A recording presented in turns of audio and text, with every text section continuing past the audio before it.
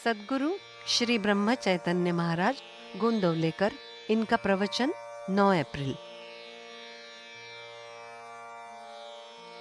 संत भगवंत का स्मरण करा देते हैं। जिसे सत्य का ज्ञान हुआ वो सर्वज्ञ बनता है, और जो इस सत्य का अनुसरण करते हैं वे संत होते हैं। संत हमें मार्गदर्शन करने के लिए तैयार होते हैं, लेकिन हमारा अभिमान बाधा बनता है और हम संतों को दोष देते हैं। एक व्यक्ति ने संत से कहा, आप हमारा नुकसान करते हैं।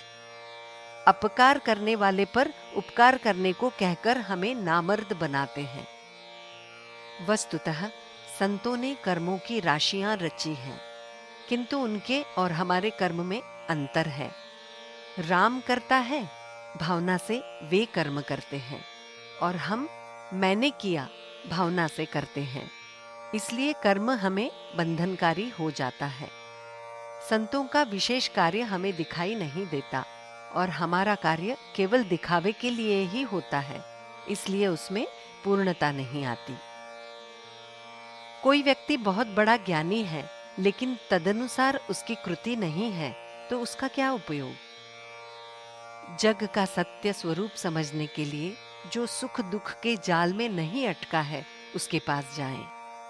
वो साक्षी बनकर दुनिया से अलिप्त रहता है। कर्म करने पर भी वो अलिप्त रहता है।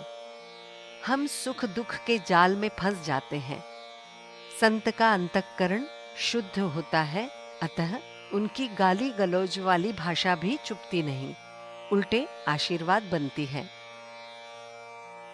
सत्पुरुष कोई विद्वान नहीं होते।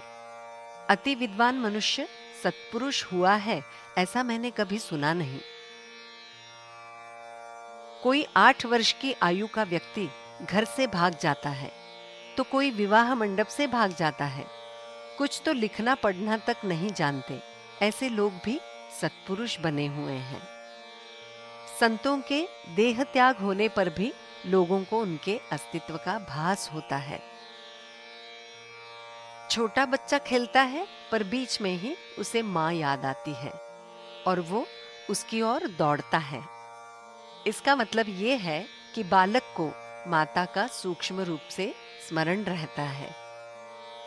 उसी प्रकार हमें भगवान का चस्का, उसके अस्तित्व की समझ, उसके बारे में निष्ठा होनी चाहिए। भगवान की लगन लग गई तो मनुष्य पागल बनता है। ऐसी अवस्था में यदि किसी संत से भेंट हुई तो वो शांत हो जाता है। संत असल में माता की तरह होते हैं। वे हमें भगवान का स्मरण दिलाने का काम करते हैं। पूरे संसार पर संतों के उपकार है।